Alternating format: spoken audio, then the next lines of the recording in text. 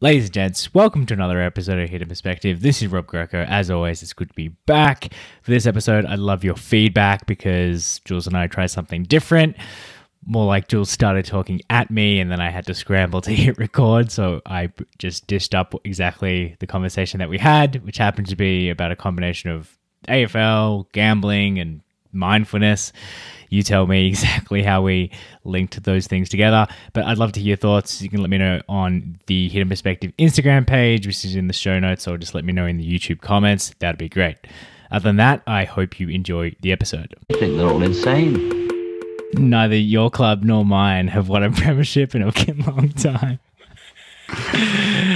Yeah, no, we haven't won a premiership. We haven't won anything in a long time. Essendon hasn't even won a final for a very long time. But anyway, James Hird talking to Shane Crawford, actually very interesting discussion around mental health and a very interesting story because, you know, if people don't know anything about James Hird, basically imagine an athlete who's basically as universally celebrated as an athlete like could be. And then imagine a coach that is the most hated. Possibly, you know, and like it's a very interesting narrative, and so he's got a very unique perspective on life because when he was 40 years old, most people would be very proud of themselves if they were James Hird at 40 years old. Happy family, super well educated, legendary AFL career, all the rest of it. Then, you know, then he goes through this crazy drug saga, and you can get into debates about how responsible he was, but I think it's clear that he wasn't deliberately cheating. But anyway, the point is, even if he did cheat, he's had a unique perspective on achievement. And when he spoke about the fact that he's, you know, had to go to hospital because he was trying to kill himself, he tried to kill himself twice. He spoke about the process of getting better, and what he spoke about was how he lived in such a context of achieving and winning, getting back from injury, all these kinds of things. Yeah. He couldn't understand a way of making his life better that didn't involve these external achievements. So he's fucked everything. He's fucked the football club. He's fucked his family. He's whatever. He's like, to get better, I've got to find a next job to like dominate in. I've got to find another field to excel in. And then eventually, you know, that approach led him to attempting on his life, whereas he started to make changes. And I think part of what he spoke about was mindfulness, but I think it's just an aspect of it. But this idea of feeling good on the inside and sort of and setting like inherent satisfaction rather than an achievement basis. And anyway, I think James Hird, maybe in 2, 3, 4, 5 years, he could be potentially a very good mental health advocate, you know, which, and that's why it's worth watching that interview because, you know, if you've gone through difficult times, hearing someone like that talk about ups and downs is very, very interesting because, you know, James Hird definitely knows ups and downs. Where was the interview recorded? It's on YouTube, so it's Shane Crawford and James Hird. It's for, I think Shane Crawford was maybe doing a set of interviews with people about health and health struggles and stuff, and they had a pretty good relationship, and so I think it's pretty much the first time James Hird's actually spoken about any of these things. So it's interesting. You know, I think my dad shared me about a year ago. I think I shared it with you and Stefan. It was a Triple M recording. It was Gary Lyon and Spud Frawley. They were interviewing with some. I don't know what they call it. It was a psychologist / like performance coach / had been like a big rep for Nike and had like managed athletes or like managed some of Nike's top athletes. And again, got into some really deep conversation about spirituality, mental health, mindfulness, basically on Triple M. And the interview was great. It was, you know, a really engaging interview. I'd never seen like Gary Lyon or I think it was Spud Frawley. So kind of serious and kind of sensitive and in touch with that stuff. But the lines were blowing up. It just went absolutely nuts. And I think it's a really interesting statement on how, you know, like sport caters towards masculine men, doesn't really talk about this stuff, could be something that unlocks a lot of value for that space, making those conversations normalized. And sport has that lever for sure. Yeah, I mean, I was drawn to think of the child in me that idolized James Hird as, you know, an ultimate hero, and, you know, related to ideas around courage and James Hird coming back from injury, putting his head over the ball. Awesome stories. And then having the opportunity to see that that same individual is able to actually, at this point, make a serious comeback in his health and in his family life, and moving on with life after losing so much and going through so much. He's still acting as a hero, you know, but you're seeing this other side to the narrative. Yeah. Which is, you know, this important growth that happens in probably accepting feelings and talking about serious and fucked things and crying a bunch and, you know, all this kind of stuff that, you know, so, but yeah, it's interesting. I think it's also very easy to stigmatize sport for its hyper expressed qualities, and I think sport's generally pretty awesome, and I think there's a lot of things. There's a lot of athletes that cry a lot. You know, you look at Roger Federer. Yeah, think about how often he'll just break down and start crying and stuff. So I think, and the reason why some of these sports people are so good is because they're vulnerable and expressive and daring. You know, James Hird was a daring player, probably, you know, maybe too daring as a coach. I don't know, but. Well, I think it was Richmond when they won their first premiership, in this reign, whatever you want to call it. When was that? 2017, 2018? Yeah, there's an article where Dustin Martin credits, you know, the huge success of Richmond just solely to mindfulness. I think they were one of the first clubs to really bring that in, and that's been happening across the world more and more. But as soon as you take away the filter, you know, what do other people think? How am I performing relative to past performance? How am I performing to other types? Like, it just makes it so much easier to, people call it flow state, people call it getting in the zone, whatever it is. But there's no denying that's a huge part of it. Yeah, it's super interesting, and I think the same could be said of high performance generally, high performance in business, high performance in music. Yeah. It's all starting to be looked at and discussed through this prism of mindfulness. Mm-hmm. And there's this really intense tension, in my view, between an achievement focus and an achievement perspective and mindfulness. And I think... Yeah, what do you mean by that? I don't think that's often very well reconciled. So I think a lot of mindfulness practice, and I think defining what mindfulness means, is difficult and complicated. So if you know, have to accept we're using labels to describe experiences, and we're sort of also using labels to describe things like infinity and stuff. And so when you're dealing with concepts, it is difficult. So,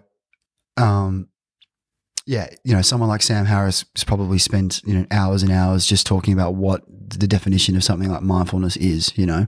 So we are talking about something that's really difficult to contain. But say if we talk about the mindfulness, it's basically like meditations, breathing, sort of yoga. You know, maybe we can include there, you know, some of this being vulnerable with your feelings and stuff, make it a bit broader, how you want to describe it. This kind of mindfulness movement, a lot of it's about letting go. A lot of it is about quietening down the mind. Mm-hmm.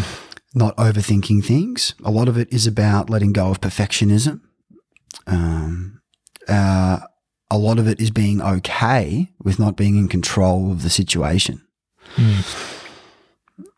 The best athletes in the world like regulate their days probably in, you know, the strictest half-hour chunks and caloric measurements. And so, you know, there's a massive tension. There's a huge tension between being an unbelievably high-performing person and mindfulness, particularly, and this is something that I've learned from a teacher of mine, Mark McGrath, when we're not honest to the specialization. And that's to say that, you know, here's an example. We would put the bodies of, say, AFL athletes on this pedestal of like, these are the fittest, strongest, healthiest, like most energetic people in the world, right? Right. And we'd say like, this is what health looks like. It's sort of the experience of, say, watching sport or whatever. And it's like, you know, I know some of these AFL players well. You know, getting a surgery twice a year, you're not fucking healthy.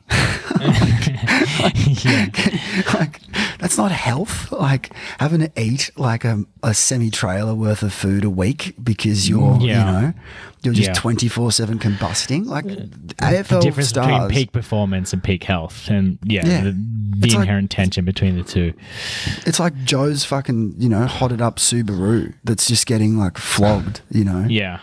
And doing burnouts all the time. Like, mate, you fuck your car up like that. Like, and this these is somewhat of an unrelated issues, but like looking at all the ex-AFL now, but like ex-NFL players who are concussed and have permanent brain damage. I think it was Diesel Williams who came out and said that, you know, he was either a big advocate of it or had personally felt that he had suffered permanent brain damage.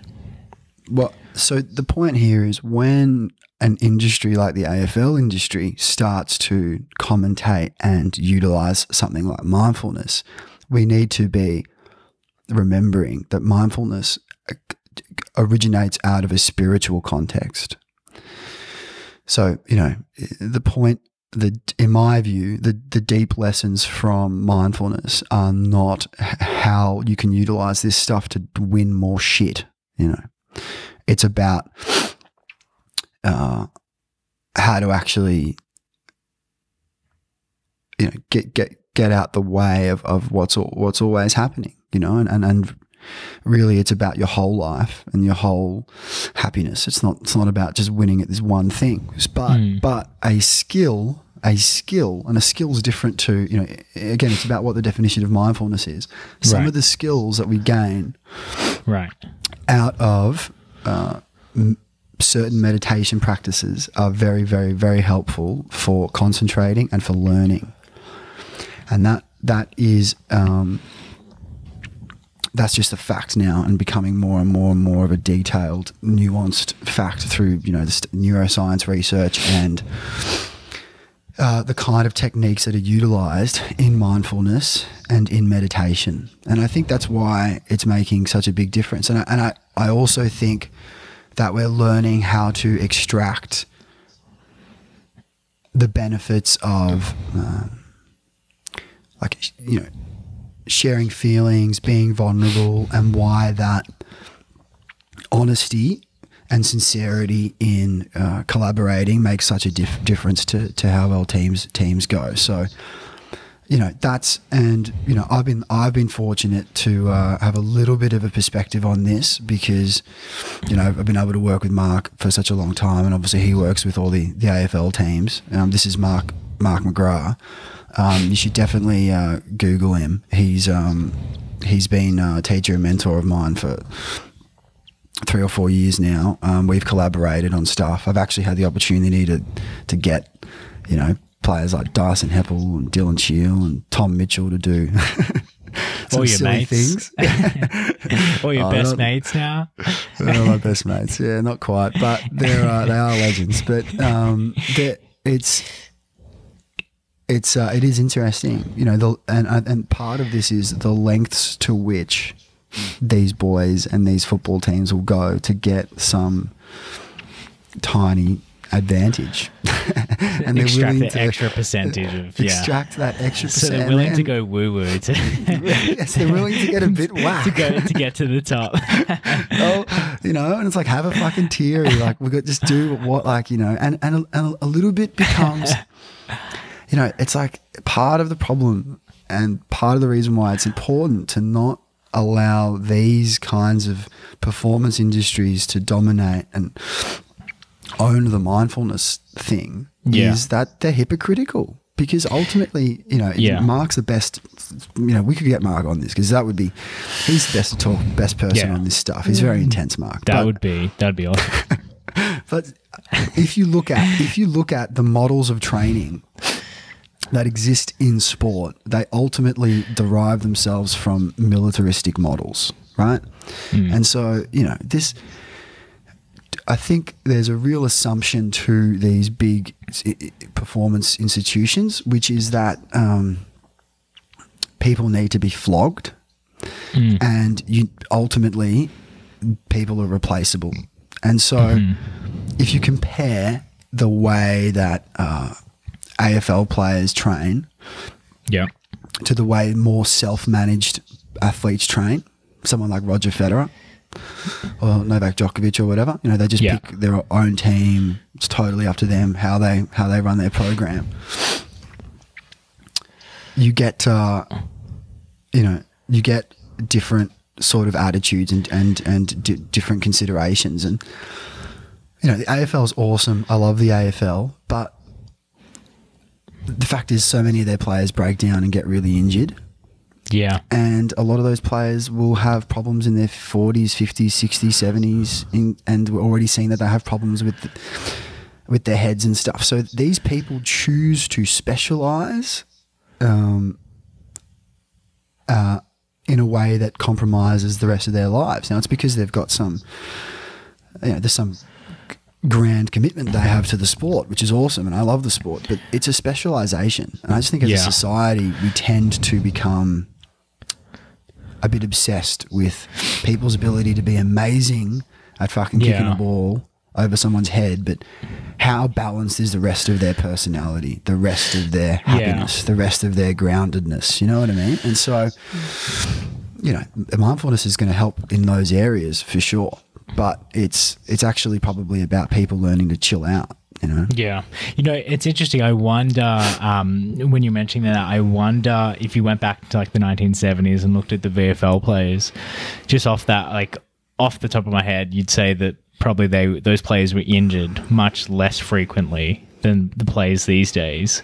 Yet those players were, a full-time chippy. They'd go to training at 5 o'clock on a Tuesday and Thursday night. They definitely wouldn't have the same aerobic capacity, the same strength as the players these days, but they weren't injured as often.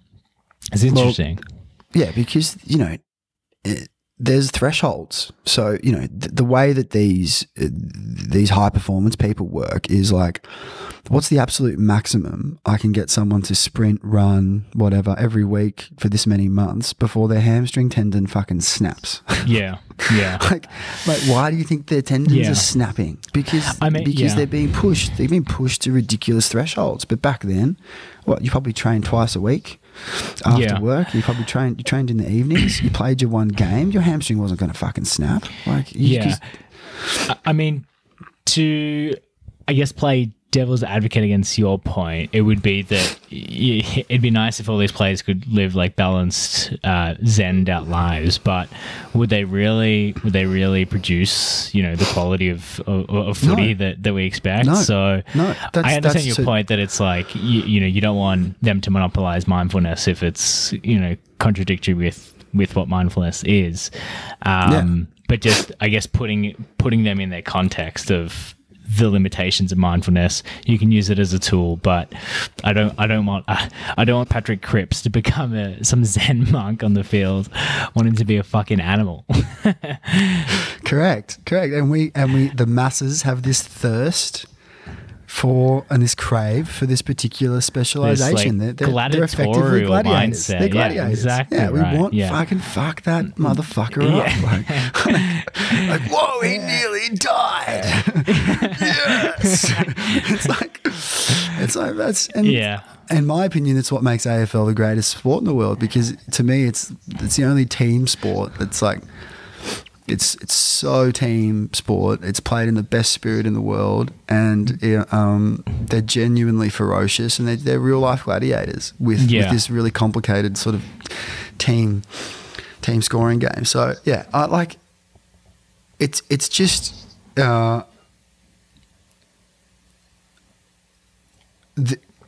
when they're getting gains out of this mindfulness and all this stuff, it's awesome. And, you know, I'm so excited by it. You know, I've thought about potentially using music and my study of music and my integration of music practice, playing music and mindfulness, which feels really obvious in the industry like music, using that as a way to workshop and, you know, experience mindfulness in sport and sort of see if there's a crossover there. And so, you know, I'm very, very interested in this stuff, but I do think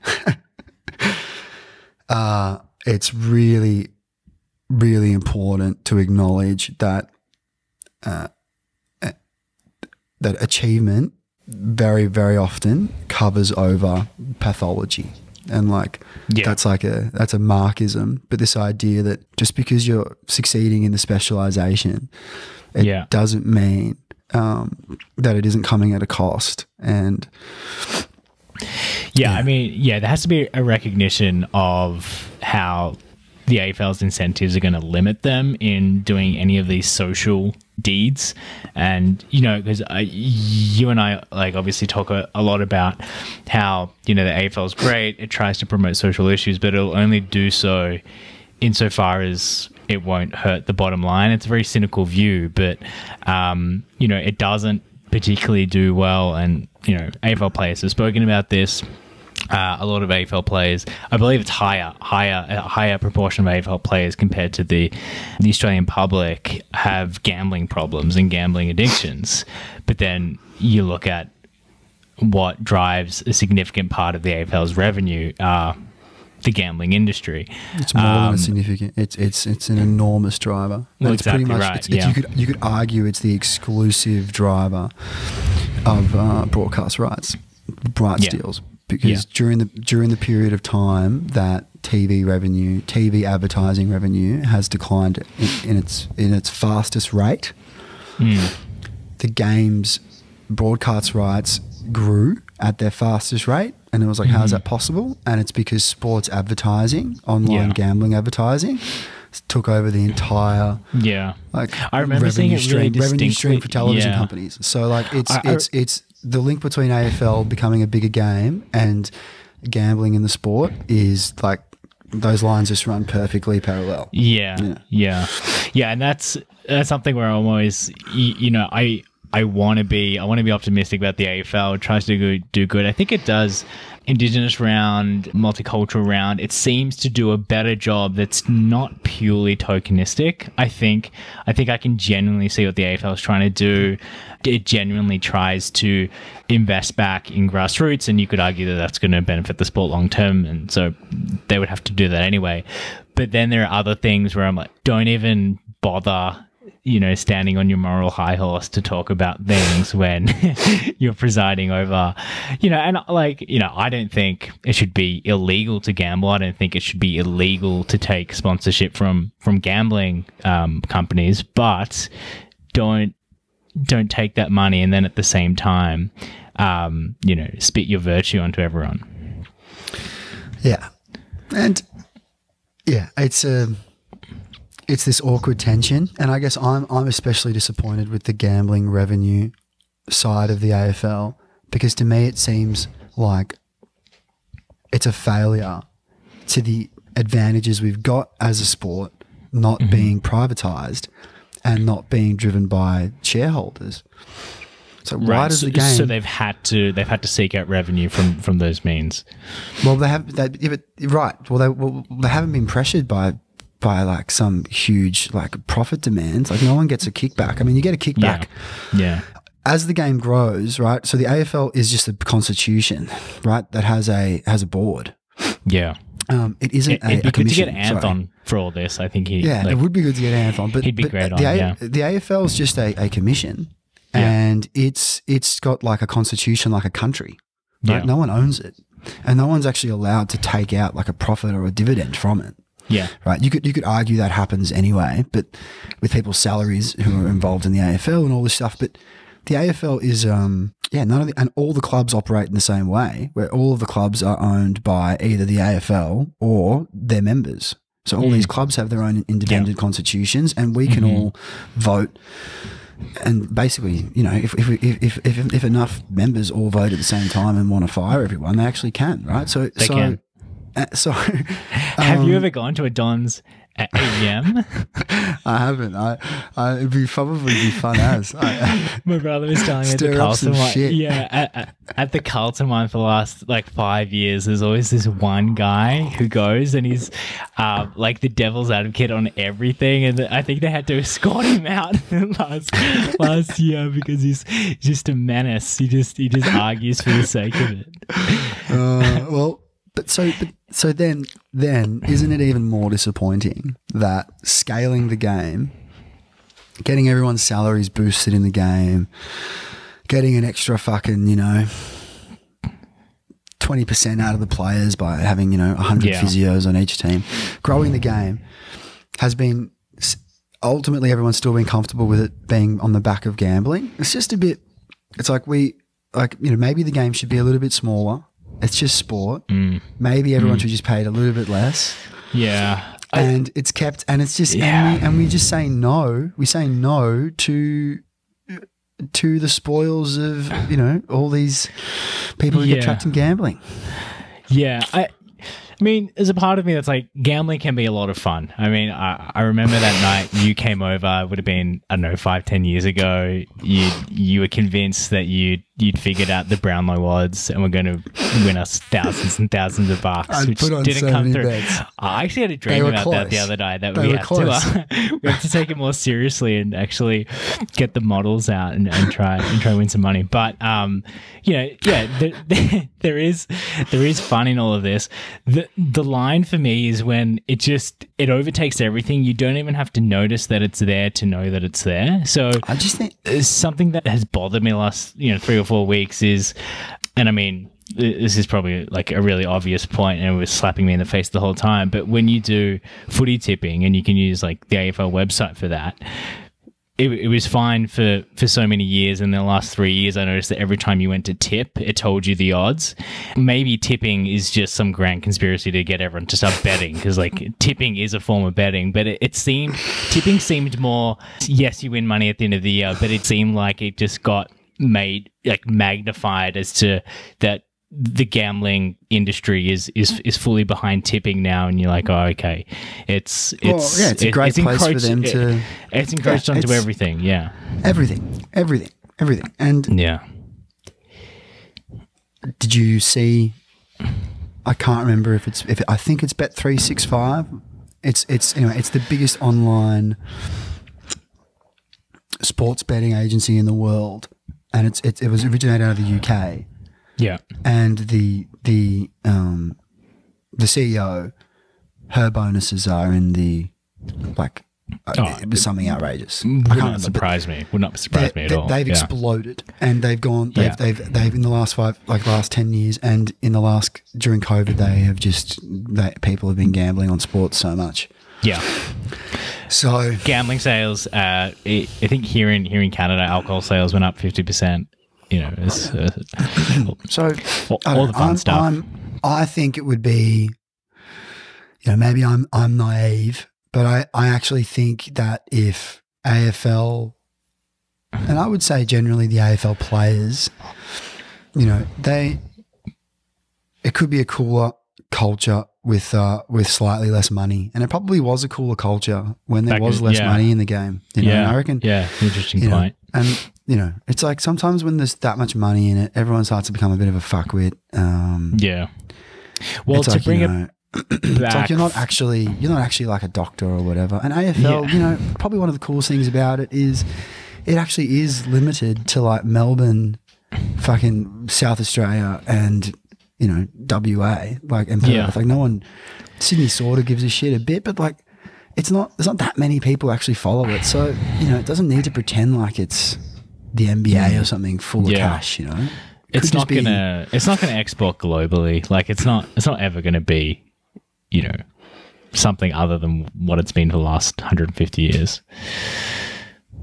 Yeah, I can't imagine it actually being able to work. It's too difficult. You need an enormous amount of space, and there are too many sports.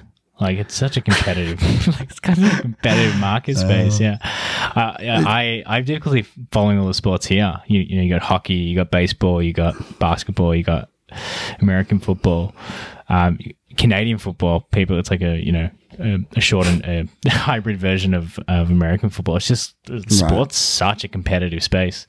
But just going back to what you were saying before about James Hird, this kind of brings us back full circle, and, you know, to the Essendon drug scandal. And, you know, there was a lot of finger wagging on, you know, performance enhancing drugs, no good.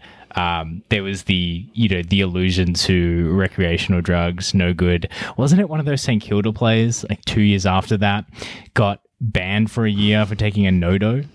Who was that?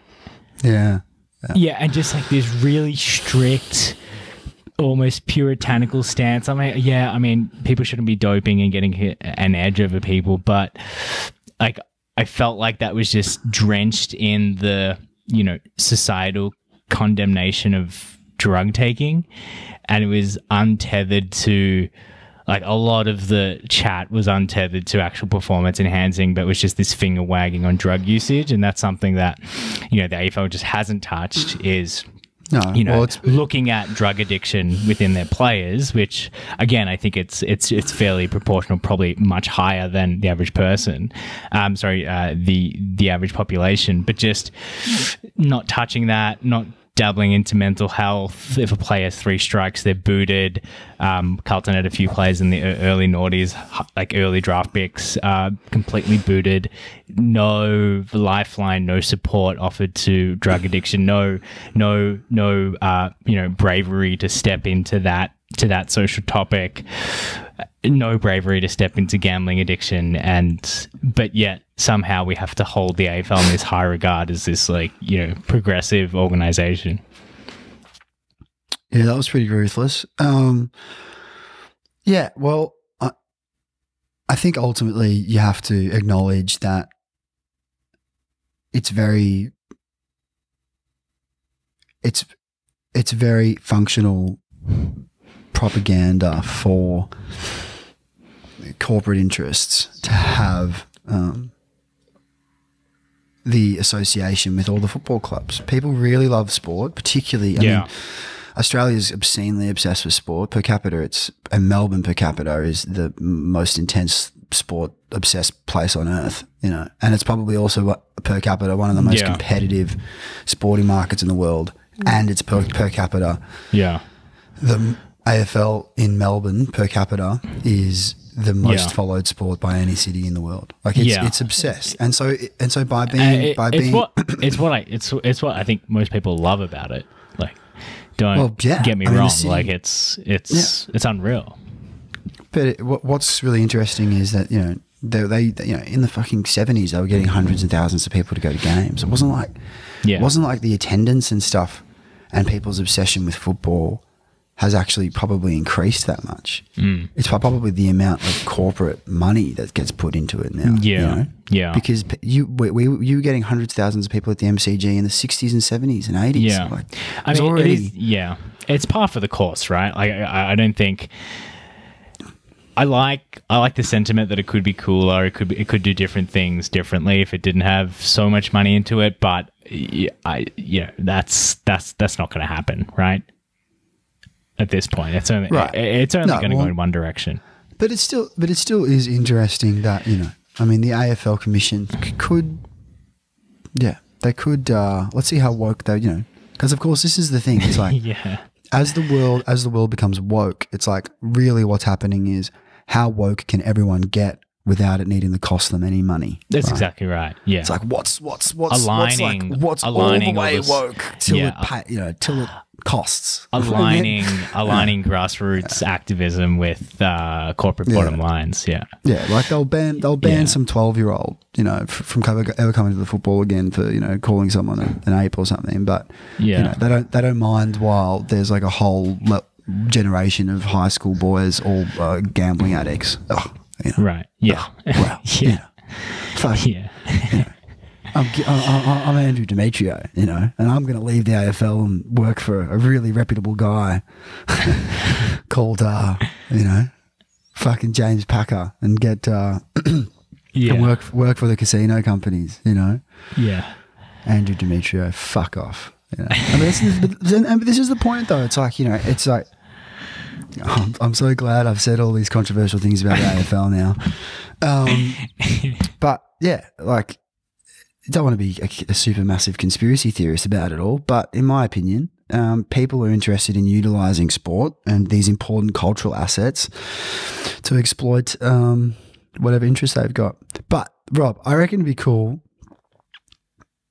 just on this mindfulness thing, right? I'm going to say one more thing about this, which is that if we pull apart those skills that are making us a good crossover into AFL, these are good skills that everyone can use for whatever they want to do, right? Mm-hmm. And so a great one that is good for beginners in mindfulness is any kind of body scan meditation. So that's a meditation where some sort of guide, some sort of script is leading you through to concentrating on different parts of your body, and you're not moving and you're resting. It's also, you can also do this in a practice called yoga nidra. Now, these practices make perfect sense for why AFL players respond well to them, and they're basically enhancing the connection between the brain and those and your muscles and your joints and all these different parts of your body. So your ability to feel them and concentrate with them, and it can help probably loads with posture, stability, and coordination and stuff. And that's just, you know, there would be AFL players who haven't thought a single bit about having an achievement focus in life, and seriously comprehended anything outside of just being the best player they can be, and will literally just run head first into a brick wall to become an AFL player. But they've started doing a body scan meditation, and now they're doing mindfulness, you know. And it's like that. It's like, that's a great technique, right? Yeah. But that's not actually a philosophy, and it's not in a big way letting one go to experience, you know? And so,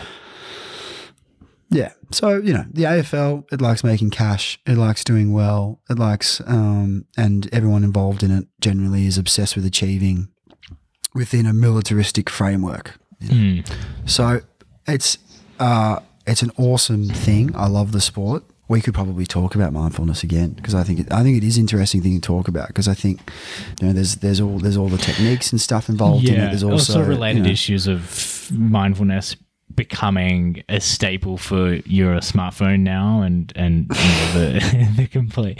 the billions of dollars. There's obviously Sam Harris has his app, but there's Calm, which I believe has now like a, you know, multi-billion-dollar valuation. It's just made, you know, all these investors super rich, and I've nothing against that, but like, I think there'd be an interesting discussion over exactly what that's doing.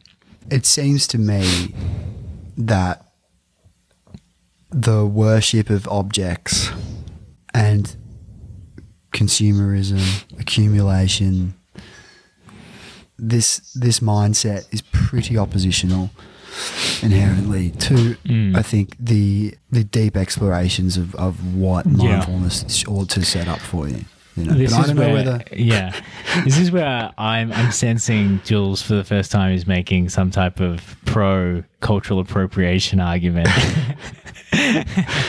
through a different lens. As in you know, the idea that spirituality shouldn't be appropriated for different means.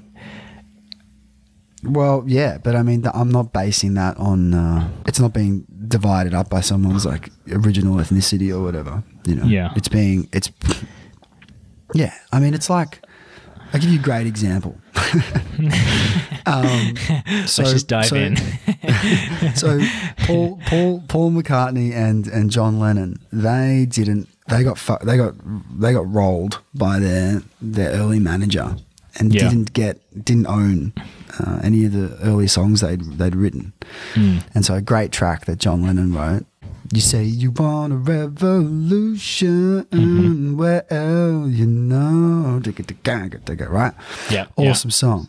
Now, they tried. They were constantly in courts, the Beatles, trying to get back the songs that they'd written, and cause it would drive them mad because, you know, John Lennon actually wrote that song about revolution and uprising, and then and then Nike would use it to like sell shoes. And the song's actually the song's about how we've got to stop like wanting to buy things and start like the opposite meaning. And still to this day, the Beatles songs are constantly used to make people buy shit, and everyone in that band fucking hated all that shit.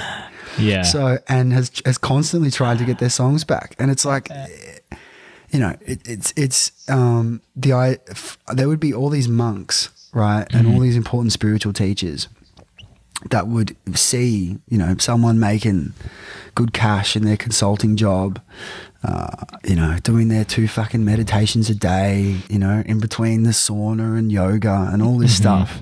Yeah. You know. And then like having just tons of cash and doing real well and just, you know, like they'd be like, hasn't this isn't this insight of being able to detach oneself from the limitations of identity? Yeah. Hasn't that spurred you on to do a little bit more cool shit? You know? Yeah. Maybe help the world a little bit? I don't know. I'm probably not in the position to you know, to gloat too much about my grand achievements in making the world a better place, but it ought to be unsettling if you're doing fucking jack shit. I don't know. I think it's interesting. I mean, probably these people are, you know, on the one hand salty about it, but you know, in the long run, these people who are, you know, buying Rolls Royces, who has the bug one. You know, buying a Rolls Royce, and you know, you have an endless list of gurus who have just misappropriated funds and put it straight into the bank balance. But these people won't be remembered for, you know, their meditation practice, their thoughts on meditation. I think ultimately you'll go back to the gurus who were living consistently with the ideology. No, so like ultimately the you know, the more authentic will win out. I guess, look, I've been a little bit harsh. That's my take. Yeah, for sure. I've been a little bit harsh. I can refine this a little bit. There's 2 parts. The first part is, and this can sometimes take a while to think about, which is if you're approaching meditation from the perspective of what can I exploit from this? What benefit can I gain from this? How can this help me? That can be very problematic to learning the practice well. And it's counterintuitive. You think like, oh, but you know, when I exercise every day, it starts to make me feel better. Right. Isn't that you know, why can't meditation practice? Because a lot of the time, the reason why meditation might be really helpful for you is because you're constantly looking to see what you can exploit out of life instead of just letting life just sit there and be still. So, and what I'm saying is there's a connection between this constant need to exploit experience and consumerism and this idea of worshipping, accumulating money and wealth. And a lot of the time objects that start to have a very diminishing return on the quality of your experience, but you go after them anyway. And also the kind of reward circuits that exist from overvaluing one's ego, you know, and so if mindfulness becomes kind of detached from ego and from